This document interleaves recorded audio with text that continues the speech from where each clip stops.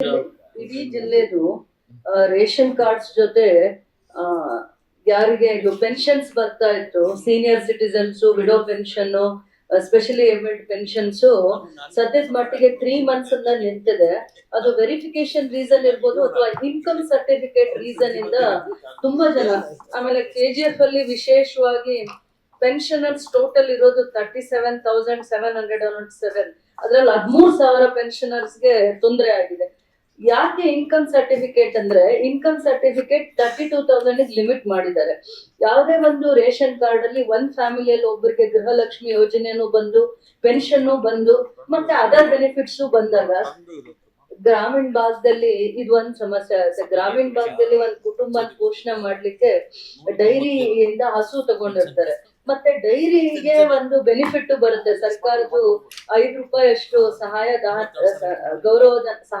ಅಂತ ಬರುತ್ತೆ.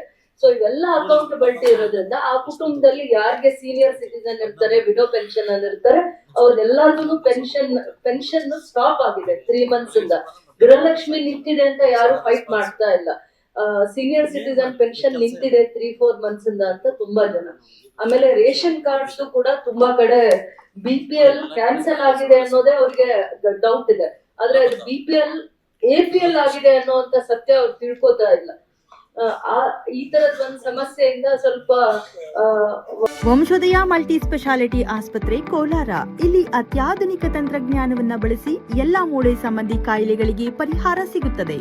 ಮೊಣಕಾಲು ನೋವು, ಬೆನ್ನು ನೋವು, ಸ್ಪೋರ್ಟ್ಸ್ ಸಂಬಂಧಿ ಸಮಸ್ಯೆಗಳು, ಮೂಳೆ ಮುರಿತ, ಸ್ಪೈನ್ ಶಸ್ತ್ರಚಿಕಿತ್ಸೆ, ಜಾಯಿಂಟ್ ರೀಪ್ಲೇಸ್ಮೆಂಟ್ ರೀತಿಯ ಎಲ್ಲಾ ಮೂಳೆ ಸಂಬಂಧಿ ಚಿಕಿತ್ಸೆಗಳಿಗಾಗಿ ಸಂಪರ್ಕಿಸಿ 7270727770 ವಂಶೋದಯ ಆಸ್ಪತ್ರೆ ಕೋಲಾರ.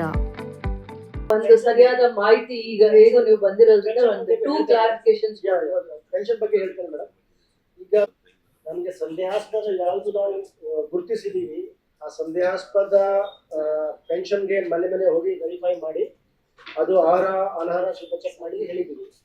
ಇದಾದ್ಮೇಲೆ ರವಿ ಫಿಗರ್ ಇದೆಯಾ? ಇದೆ ಸರ್, ಇದೆ ಕೊಡ್ತೀನಿ ಸರ್. ಸರ್ ಈಗ already we have completed 100% verification sir. ಒಟ್ಟು 2,30,395 ಟೋಟಲ್ ಪೆನ್ಷನರ್ ಸರ್. ಅದರೊಳಗಡೆ 90,996 we have held up sir because of procurement of the document sir. ಅದರೊಳಗಡೆ 82,922ಗೆ we already issued notice sir. So ಅದರಲ್ಲಿ 10,967 ಜನ ಈಗ ಆಲ್ರೆಡಿ ಡಾಕ್ಯುಮೆಂಟ್ಸ್ ಕೊಟ್ಟಿದ್ದಾರೆ sir. ಅದಕ್ಕೆ ವಿಲ್ ಬಿ ನಾವು ನಿನ್ನೆ ಕೂಡ ಡೈರೆಕ್ಷನ್ ಕೊಟ್ಟಿದ್ದೀವಿ ಸರ್. ಎಂಟ್ರಿ ಮಾಡಿ ನಾವು ಎಂಟ್ರಿ ಮಾಡಿ ಇಮಿಡಿಯೇಟ್ ಜಾಯಿನ್ ಆಗಿ ಡೋಂಟ್ ವೇಟ್ ಫಾರ್ ಎಲ್ಲ ಬಂದ ಮೇಲೆ ಮಾಡ್ತೀವಿ ಅಂತ ಬೇಡ. ಇಲ್ಲ ಸರ್, ಎಷ್ಟು ಸುಲಭದಿಂದ ದಾಖಲಾತಿ ಬಂದ್ರೆ ತಹಸೀಲ್ದಾರ್ಗೆ ಇದು ದಾಖಲಾತಿ ಸಂಬಂಧಿಸವಾಗಿ ಇದ್ರೆ ಎಂಟ್ರಿ ಮಾಡಿ ನಾವು ನೆಕ್ಸ್ಟ್ ಡೇ ಓನ್ಲಿ ನಾವು ರಿಲೀಸ್ ಮಾಡ್ತೀವಿ. Yes sir. ಏನಾಗಿದೆ ಈಗ ಸಪೋಸ್ ಯಾರಿಗೆ ದಾಖಲಾತಿ ಸಲ್ಲಿಸ್ಲಿಕ್ಕೆ ಅವ್ರು ನಿರಾಕರಿಸಿದ್ರು, ನಾವು ಮನೆಗೆ ಹೋದಾಗ ತಹಸೀಲ್ದಾರ್ VA ಮನೆಗೆ ಹೋದಾಗ ದಾಖಲಾತಿ ಇಲ್ಲ, ದಾಖಲಾತಿ ಕೊಡಿ ಅಂತ ಅವ್ರು ನಿರಾಕರಿಸಿದ್ರು. ಸೊ ಅದನ್ನ ಹೇಳಿದೆ, ನೀವು ಒಂದ್ ತಿಂಗಳ ಟೈಮ್ ಕೊಡ್ತೀವಿ ದಾಖಲಾತಿ ಮಾಡ್ಲಿಕ್ಕೆ. ತಹಸೀಲ್ದಾರ್ ಏನ್ ಸಹಾಯ ಬೇಕು ಅವ್ರು ಕೊಡ್ತಾರೆ. ದಾಖಲಾತಿ ಸಿಕ್ಕಿದ ಮೇಲೆ ಅವರು ಆಹಾರ ಇದ್ರೆ ತಕ್ಷಣ ತಹಸೀಲ್ದಾರ್ ಅವರು ಎಂಟ್ರಿ ಮಾಡಿ, ಅವ್ರ ಆಹಾರ ಅಂದ್ರೆ ಎಂಟ್ರಿ ಮಾಡಿದ್ರೆ ತಕ್ಷಣ ರಿಲೀಸ್ ಮಾಡ್ತೀವಿ. ಬೈ ಚಾನ್ಸ್ ಅವರು ದಾಖಲಾತಿ ಕೊಟ್ಟಿಲ್ಲ ದೆನ್ ಅವರಿಗೆ ನಾವು ಸರ್ಕಾರದಿಂದ ಕೇಳ್ತೀವಿ ಅದಕ್ಕೆ ಏನ್ ಮಾಡ್ಬೇಕು. ಸೊ ಅವರಿಗೆ ಪೆನ್ಷನ್ ಜಾರಿ ಮಾಡ್ಲಿಕ್ಕೆ ಯಾರಿಗೆ ಪರ್ಮಿಷನ್ ಬೇಕಾಗಿಲ್ಲ, ಬಟ್ ಏನ್ ಮಾಡ್ಬೇಕು ಸಪೋಸ್ ದಾಖಲಾತಿ ಸಲ್ಲಿಸಿಲ್ಲ ಅಂದ್ರೆ ಆಮೇಲೆ ನೋಡ್ತೀವಿ.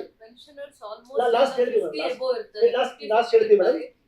ಸಪೋಸ್ ಬೈ ಚಾನ್ಸ್ ಯಾರ್ದು ಪೆನ್ಷನ್ 32,000 ಜಾಸ್ತಿ ಇದ್ರೆ ಬಟ್ BPL ಒಳಗಡೆ ಇದ್ರೆ ಅದನ್ನ ನಾವು ಸರ್ಕಾರಕ್ಕೆ ರಿಕಮೆಂಡ್ ಮಾಡಿದೀವಿ. ಆ ಬಹುಶಃ ಆಗತ್ತೆ, ಅವರಿಗೆ ನಾವು ಮುಂದುವರಿಸ್ತೀವಿ, ಅದನ್ನು ಕ್ಯಾನ್ಸಲ್ ಮಾಡ್ಲಿಕ್ಕೆ ಹೋಗಲ್ಲ. 32,000 ಇನ್ಕಮ್ ಸರ್ಟಿಫಿಕೇಟ್ ಇಟ್ರೆ ಸರ್ ಒಂದ್ ಫ್ಯಾಮಿಲಿನೂ ಬರಲ್ಲ. ಇವಾಗ 50% of the pensioners doubtful case ಅಲ್ಲಿ ಇಟ್ಟಿದ್ದಾರೆ. 2 lakhs ಇದೆ ನಮ್ ಇಡೀ ಜಿಲ್ಲೆ. 90,000 ಅಷ್ಟು ಜನ ಡೌಟ್ಫುಲ್ ಬಂದಾಗ ಸೀನಿಯರ್ ಸಿಟಿಸನ್ಸ್ ಜೊತೆ ಎಷ್ಟೋ ಜನ ಫ್ಯಾಮಿಲಿ ಮೆಂಬರ್ಸ್ ಅವ್ರ ತಂದೆ ತಾಯಿ ಜೊತೆ ಇದ್ದು ಅವರು ಇಲ್ಲ ಸರ್, ಬೇರೆ ಕಡೆ ಎಲ್ಲೋ ವರ್ಕ್ ಮಾಡ್ತಾ ಇರ್ತಾರೆ. ಡಾಕ್ಯುಮೆಂಟ್ ಕೊಟ್ರೆ ಮೇಡಮ್ ಇನ್ಕಮ್ ಸರ್ಟಿಫಿಕೇಟ್ ಇಶ್ಯೂ ಜಾಸ್ತಿ ಇಲ್ಲ ನಮ್ಮಲ್ಲಿ. ಮ್ಯಾಕ್ಸಿಮಮ್ ಇಶ್ಯೂ ಇದೆ ದಾಖಲಾತಿ ಕೊಡ್ಲಿಕ್ಕೆ ರೆಡಿ ಇಲ್ಲ. ದಾಖಲಾತಿ ಕೊಡ್ಲಿ ಅವರು, ನಮ್ಗೆ ಇನ್ಕಮ್ ಸರ್ಟಿಫಿಕೇಟ್ ಅಷ್ಟು ಪ್ರಾಬ್ಲಮ್ ಇಲ್ಲ ಮೇಡಮ್.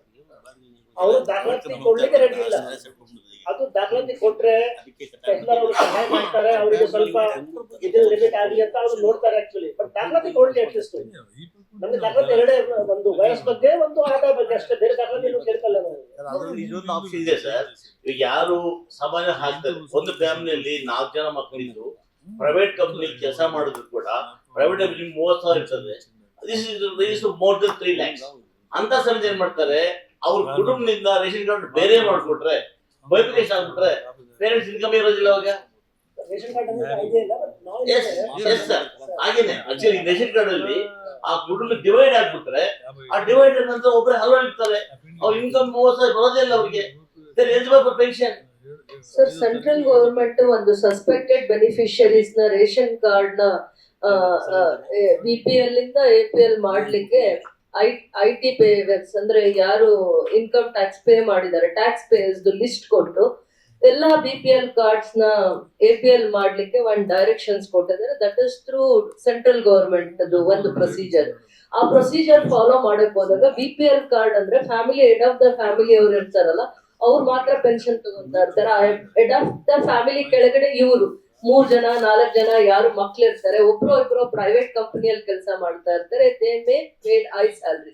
ಅವಾಗ ಅವರು BPL ಕಾರ್ಡ್ ಆಗಲ್ಲ ಅಂಡ್ ಅವ್ರಿಗೂ ಪೆನ್ಷನ್ ಬರಲ್ಲ ಆ ಫ್ಯಾಮಿಲಿಗೆ. ಬಟ್ ಇವರು ಆ ಸೀನಿಯರ್ ಮೇಡಮ್, ನಾವು ನೋಡಿದ್ರೆ ನಮ್ಗೆ ಅರ್ಹತೆ ಇದೆ ಬರೀ 32,000 ಸ್ಯಾಂಕ್ಷನ್ ಮಾಡುವಾಗ.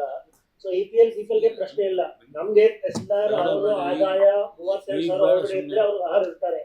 So that is the first criteria. So ನಾವೇನ್ ಮಾಡ್ತಾ ಇದೀವಿ ಈಗ, ದಾಖಲಾತಿ ಸಲ್ಲಿಸಲಿ. ಅವರು ಸುಮಾರು ಜನ ದಾಖಲಾತಿ ಕೊಡ್ಲಿಕ್ಕೆ ರೆಡಿ ಇಲ್ಲ. ಅವರು ತಹಸೀಲ್ದಾರ್ ಅದೇ ಹೇಳಿದೀವಿ, ಒಂದು ತಿಳುವಳಿಕೆ ಪತ್ರ ಕೊಟ್ಟು ಅವರಿಂದ ಯು ಟೇಕ್ ದ ಡಾಕ್ಯುಮೆಂಟ್, ಅರ್ಹ ಇದ್ರೆ ತಕ್ಷಣ ಎಂಟ್ರಿ ಮಾಡಿ. Sir, you are clear. ನಿಮ್ಗೆ ಇನ್ಕಮ್ ಸರ್ಟಿಫಿಕೇಟ್ ಬೇಡ, ಬೇರೆ ಏನೋ ಒಂದು ದಾಖಲೆ ಬೇಕು. ಇನ್ಕಮ್ ಸರ್ಟಿಫಿಕೇಟ್ ಬೇಕು, ಆ BPL ಬೇಕಾಗಿಲ್ಲ. Income certificate certified by the tahsildar. ಆದಾಯ ಸರ್ಟಿಫಿಕೇಟ್ ಬೇಕು. APL BPL ಸಂಬಂಧ ಇಲ್ಲ ನಮ್ಗೆ. ನಾವು APL BPL ಕೇಳಲ್ಲ. ನಮ್ಗೆ ತಹಸೀಲ್ದಾರ್ ಅವ್ರು ಹೇಳ್ಬೇಕು ಅವರು ಆದಾಯ ಮಿತಿ 32,000 ಒಳಗಡೆ ಇದೆ. ಬೈ ಚಾನ್ಸ್ ಅವರು 32,000 ಜಾಸ್ತಿ ಇದೆ, ಬಟ್ BPL ಒಳಗಡೆ ಬರ್ತಾ ಇದ್ರೆ ಆಸ್ ಆನ್ ನಾವು ಗವರ್ಮೆಂಟ್ ಅವರಿಗೆ ಕ್ಯಾನ್ಸಲ್ ಮಾಡಿದ್ರೆ ಹೋಗಲ್ಲ. ಇದನ್ನ ನಾವು ಈಗ ಗವರ್ಮೆಂಟ್ಗೆ ಮನವರಿಕೆ ಮಾಡ್ತಾ ಇದ್ದೀವಿ. ಬಟ್ ಹೊಸ ನಾವು ಮಾಡಲ್ಲ.